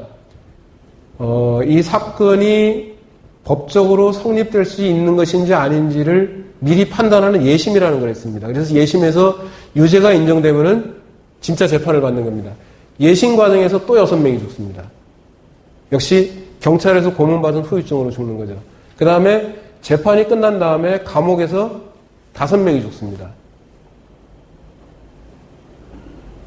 울진이라는 조그맣다 그러면 울진 사람들은 펄쩍 뛸지 모르지만 울진이라는 한 촌에서 벌어진 한 사건으로 불과 몇 년 사이에 합하면 17명인가요?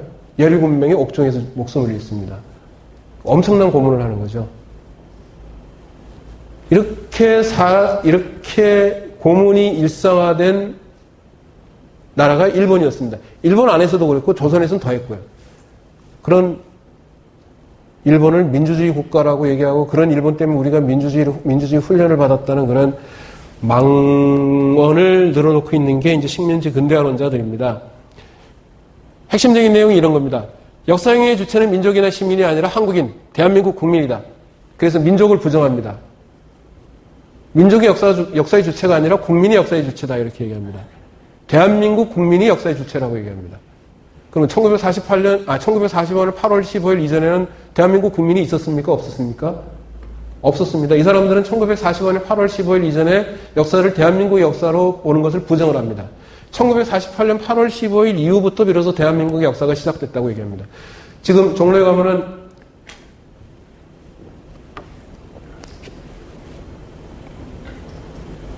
대한민국 역사박물관이라는 게 있는데요. 정부에서 만든 역사관입니다. 이 박물관 처음 만들 때 1945년 8월 15일 이전의 역사는 대한민국 역사에서 배제를 하는 바람에 논란이 굉장히 많았습니다.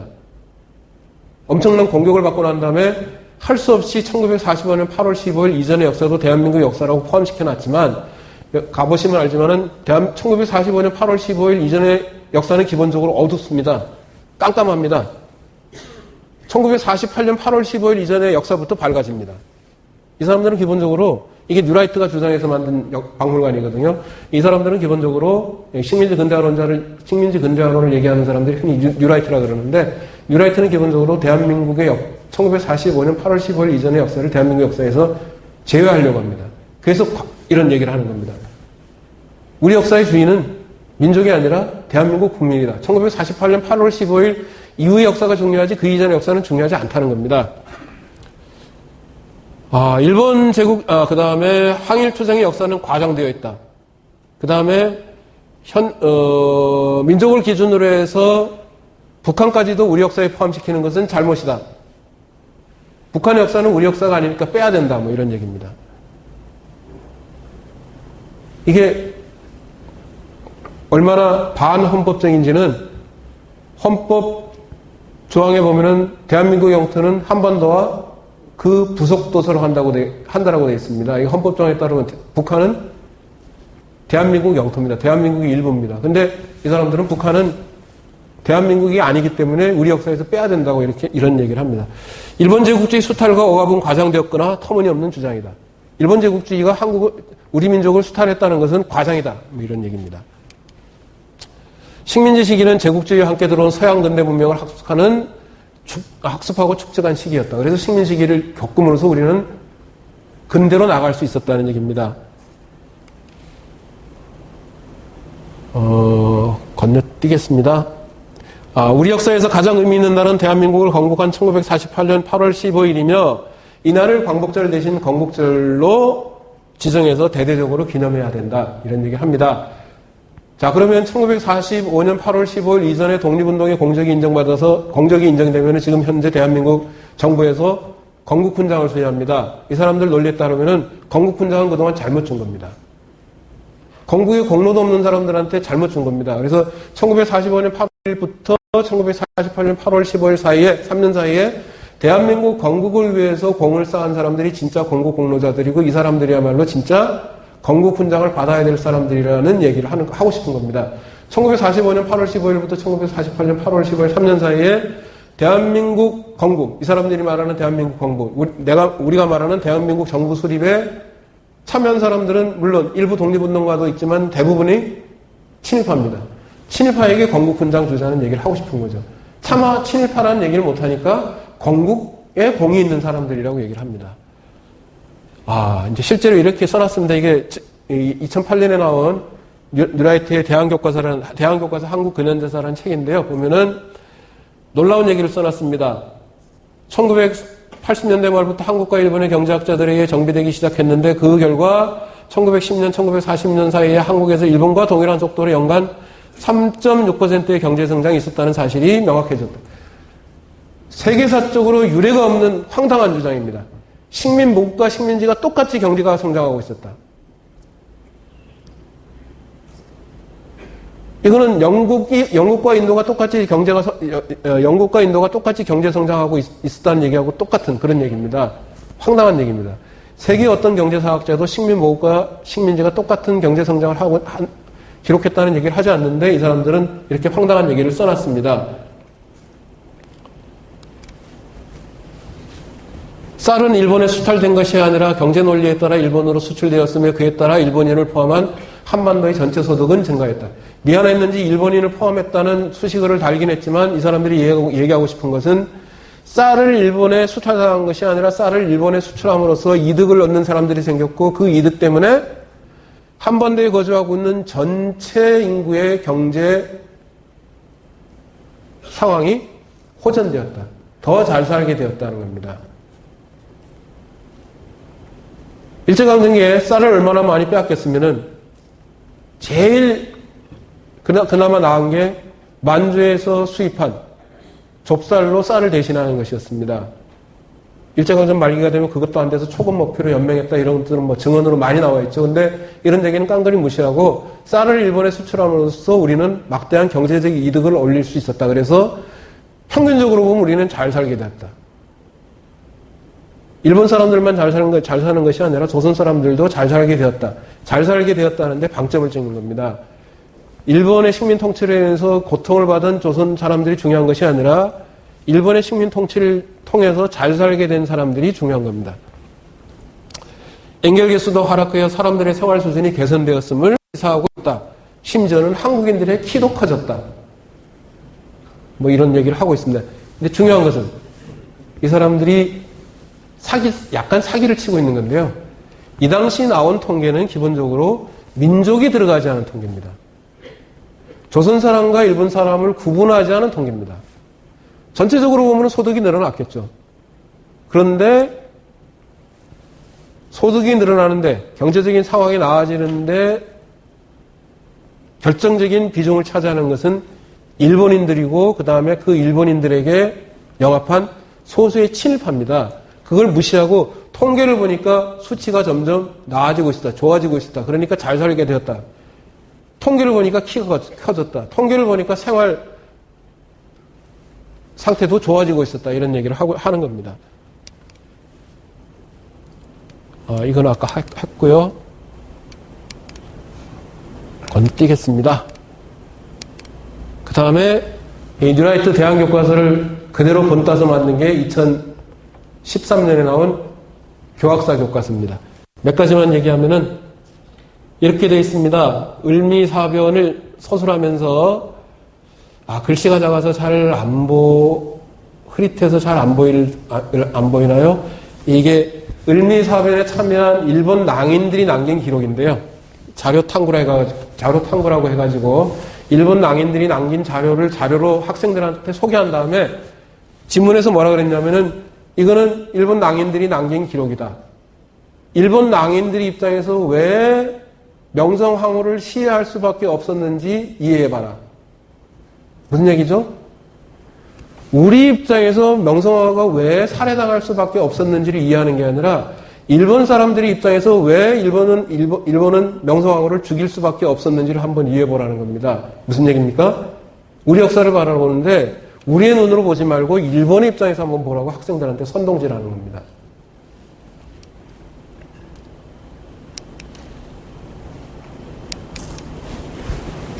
여기 이런 게 나옵니다. 교학서 교과서 278쪽에 들어있던 내용인데요. 오른쪽 사진은 1930년대 명동거리의 모습이다. 기모노를 입은 여성의 차림새나 일본어 간판을 제외하면 오늘날 우리나라의 도시 모습과 큰 차이가 없다. 그러면서 이러한 명동거리의 생활 모습은 당시 우리나라 사람에게 어떻게 다가왔을까? 놀라운 발상입니다. 1930년대 명동거리의 모습과 2013년의 명동거리의 모습은 똑같다는 발상이 놀랍습니다. 무슨 얘기죠? 2013년 명동거리의 모습은 매우 번화합니다. 매우 발전되어 있습니다.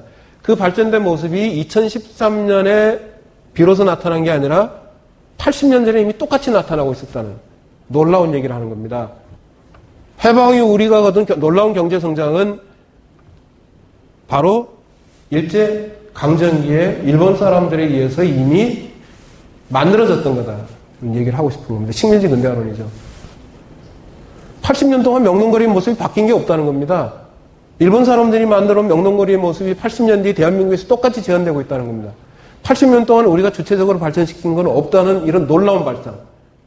근데 이런 내용을 담고 있는 교과서가 대한민국 정부가 시행한 검정을 버젓이 통과했습니다.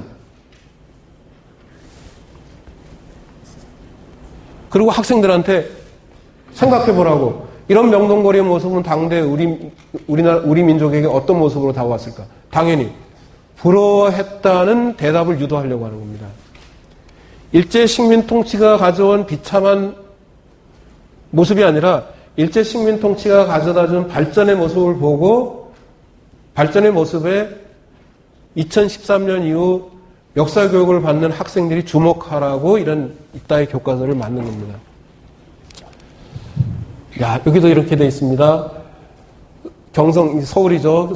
서울의 경우 한국인들은 청계천, 이북의 북촌과 마포 등을 중심으로 거주한 반면에 일본인들은 청계천 이남의 남천과 용산 등에 거주했다. 즉 한국인을 내쫓은 것이 아니라 일본인들이 신시가지를 조성했다. 놀라운 발상입니다. 앞에 서술은 맞습니다. 서울에서 일본인들이 사는 동네하고 조선인들이 사는 동네가 지역적으로 분화되어 있었습니다. 그건 맞습니다. 근데 굳이 서울에서 살기 힘들어서 쫓겨나는 사람들을 보고 일본 사람들 때문에 쫓겨난 것이 아니라고 굳이 써놨습니다. 그럼 왜 쫓겨났죠? 못나서. 지가 못나서. 우리 민족이 못나서 쫓겨난 거지 일본 사람들이 억지로 쫓아낸 거 아니다는 얘기입니다. 당시 농촌에서 살기 힘든 사람들이 도시로 몰려들었습니다. 도시에 와서 빈민이 됐습니다. 도시에 와서도 살기 힘들면 어떻게 합니까? 삼수갑산 화전지대 들어가서 화전 짓든지 아니면은 만주에 가든지 연해주로 가든지 해야 됩니다. 그렇게 쫓겨나는 사람들에 대해서 너네는 굳이 일본 사람들한테 쫓겨난 게 아니야. 너네가 못나서 쫓겨난 거야. 너 탓을 해. 쫓겨난 사람들의 후손인 대한민국 국민들도 일제 식민 통치 탓하지 말고 못난 우리 탓을 하라고 이렇게 교과서에 써놓은 겁니다. 친일파 옹호의 백미입니다. 김성수에 대해서 이렇게 길게 써놨는데요. 김성수가 누군지는 아시죠? 대한민국 해방된 다음에 대한민국 부통령을 지냈고요. 해방되기 전에는 동아일보 사주였고 보성전문학교 교주였고 뭐 아주 이름을 떨치던 사람인데 김성수는 일제 말기에 친일을 했습니다. 그래서 국가기구인 친일반미적 행위 진상규명위원회에서 1006명의 중대한 친일반미적 행위자를 결정을 했는데 김성수는 그 1006명 가운데 한 명으로 들어가 있습니다. 대한민국 정부가 인정한, 대한민국이라는 국가가 인정한 중대한 친일반민족 행위자인데 그런 중대한 친일반민족 행위자에 대해서 굳이 친일파가 아니라고 이렇게 길게 변명을 들어놨습니다. 1번부터 11번까지 있는데 1940년 8월 일제가 동아일보를 강제 폐간시키자. 이것만 사실이고 나머지는 다 거짓말입니다. 김성수는 고향으로 돌아가 광복때까지 응거했다. 새빨간 거짓말입니다. 김성수는 해방이 될 때까지 고향에 돌아간 적이 없습니다. 김성수의 고향이 고창인데 고창에 돌아가지 않았습니다. 서울에 계속 머물고 있었습니다. 서울에 머물고 있던 김성수를 가지고 고향에 낙향했다고 거짓말하기 시작하면서부터 그 뒤 다 거짓말입니다. 일제로부터 창씨개명을 강요당했으나 거절했고 일제가 대표적인 친일파에 대해서는 창씨개명을 일부러 강요하지 않았습니다. 창씨개명이 강요가 아니라는 사실을 입증하기 위해서 대표적인 친일파에 대해서는 창씨를 강요하지 않았습니다. 오히려 그 다음에 일제가 주는 자기도 거절했다. 일제가 김성수에게 자기를 주려고 한 적이 없습니다. 일제강점 초기에 매국의 대가로 매국노들에게 귀족자기를 줬습니다. 그 이후에 매국노가 아니면서 귀족자기 받은 사람은 딱 한 명밖에 없습니다. 누구죠? 이완용의 아들입니다. 이완용의 아들만, 왜냐하면 이완용의 큰아들이 일찍 죽었습니다. 그리고 그 큰아들의 아들, 그러니까 장손이 자기를 습작했는데 실제로 이완용의 아들 역할을 한 게 이항구라는 둘째 아들입니다. 근데 둘째 아들은 자기를 받을 수가 없거든요. 법에 따라서. 그러니까 일제가 이완용의 아들인 이항구에 대해서만 특별히 나중에 자기를 줬습니다. 그 외에는 나중에 귀족자기를 주려고 한 적이 없는데 이렇게 새빨간 거짓말을 써놨습니다. 자기를 주려고 한 적이 없는데 어떻게 거절을 합니까? 다 거짓말입니다. 이렇게 시뻘건 거짓말을 써놓고 그래서 결론은 김성수는 친일파가 아니라 애국자였다는 겁니다. 대한민국 정부가 인정한 중대한 친일 반민족 행위자조차도 애국자라고 이렇게 강변을 합니다. 하나만 더 얘기를 하자면은 이런 구절도 나옵니다. 이병도와 손진태 등은 역사를 있는 그대로 서술해야 한다는 실증사학의 입장에서 한국사를 연구하는 학부를 세웠고 1934년 진단학회를 조직하였다. 이들의 역사 연구는 모두 일제 식민사학을 비판하고 의역사를 바로 세우려고 하였다. 어떻게 되죠? 이병도는 졸지에 반식민사학자가 됩니다. 이병도가 졸지에 민족주의 사학자가 됩니다. 손진태는 민족주의 사학자 맞습니다. 손진태는 반식민 사학자 맞습니다. 근데 손진태 이름하고 슬쩍 섞어가지고 이병도를 갑자기 반식민 사학자의 대표적인 예처럼 이렇게 써놨습니다. 이런 식으로 교과서 곳곳에서 친일파를 미화하고 있습니다. 친일파를 친일파라고 쓰는 것이 아니라 친일파를 독립운동가고 선각자고 애국지사로 교과서 곳곳에 모색해놨습니다. 악권은 이겁니다. 천암선에 대해서 천암선은 아까 소개한 1,006명 중에 한 명입니다. 천암선은 공과 과가 모두 있는데 공과 과를 함께 넣어낸다면 어느 쪽이 클까? 그 다음에 우리나라의 상훈법에 비추어 포상을 한다면 천암선에게 어떤 상을 수여하는 것이 적절할까? 천암선은 친일파입니다. 친일파면 친일파죠. 왜 친일파한테 훈장을 주라고 학생들을 선동합니까? 설사 천암선에게 공이 있다고 하더라도 그 공은 친일을 하기 전의 공입니다. 친일을 함으로써 모든 공이 다 사라진 겁니다. 훈장을 받을 자격이 없습니다. 천암선은. 근데 학생들한테 천암선한테 훈장 주는 문제를 진지하게 고민해보라고 선동질을 합니다. 어떻게 국가가 중대한 친일 반민족 행위를 했다고 인정한 사람에 대해서도 훈장 주라고 이렇게 얘기를 합니까? 아까 얘기했죠. 뉴라이트가 노리는 거는 친일파에게 훈장 주는 거라고, 건국 훈장 주는 거라고. 천암선은 건국에 기여한 바도 없습니다. 그런데도 훈장 주자는 겁니다. 건국에 기여한 사람들은 더 말할 것도 없이 훈장을 주는 대상이 되는 거죠. 하나만 더 얘기하고,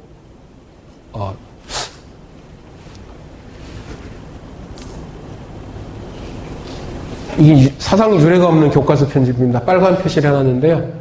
한 사람 이름이 계속 나옵니다. 이승만은. 한 페이지에 빨간 표시가 7군데 되어 있습니다. 7번만 나오는 게 아니라 실제로는 10몇 번 나옵니다.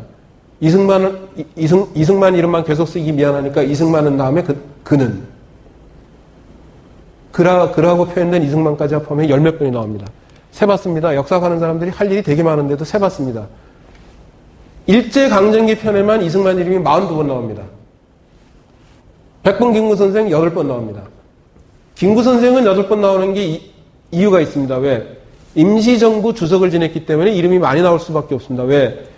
교과서를 쓸 때 임시정부가 차지하는 비중이 워낙 크기 때문에 이름이 많이 나올 수밖에 없습니다. 근데 이승만은 비정상적으로 42번이나 나옵니다.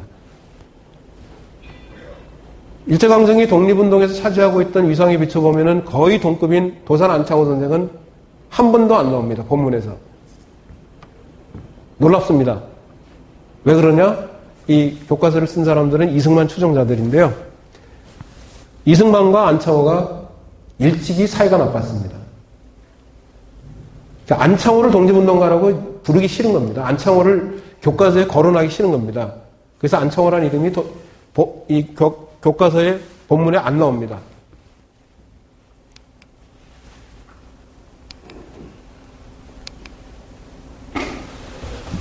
자, 이제 제가 최근에 많이 하고 있는 게 교과서 싸움인데요. 이제 중고등학교 교과서가 이제 내년부터 국정으로 나오는데 어떤 교과서가 될지 매우 걱정이 됩니다. 작년에 고등학교 한국사 지필기준, 그러니까 국정교과서로 가겠다고 발표하기 전에 검정제를 전제로 해서 교과서 지필기준 안을 국사편찬위원회에서 만든 적이 있습니다. 이건 아닙니다. 확정된 건 아니고 아닌데 이렇게 되어 있습니다. 보학교 증설 산미증식계획에 따른 수리조합 설립 등 문화통치기에 일제가 시행한 정책들의 상당수가 조선 총독부의 재정적 지원에 따라 이루어지기보다는 한국인들에게 관련 비용을 징수하는 방식으로 진행되었다는 사실에 유의하여 그 문제점을 분석한다. 무슨 얘기죠? 일제강점기의 식민 통치조차도 한국인들에 의해서 이루어진 것처럼 학생들에게 가르치라는 겁니다. 이런 지필기준은 예전에는 보이지 않던 지필기준입니다. 다음의 지필기준은 더 황당합니다. 식민지 지배의 토대 구축을 위해 토지조사 사업을 실시하고 산미정식 계획을 추진하였으며 세계대공황 이후 대륙 침략을 위해 병창기지화 정책을 전개하였음을 설명한다. 일제의 경제정책에 따라 경제상의 지표의 변화가 보였으나 이는 식민지 숙탈 정책의 일환이었음에 유의한다. 이거는 이전의 지필기준입니다. 이렇게 교과서를 쓰라는 겁니다. 일제가 한반도를 강점하고 있는 동안에 어떻게 우리 민족을 수탈했는지에 유의해서 교과서를 쓰라는 게 지필기준이었습니다. 밑에 얘기도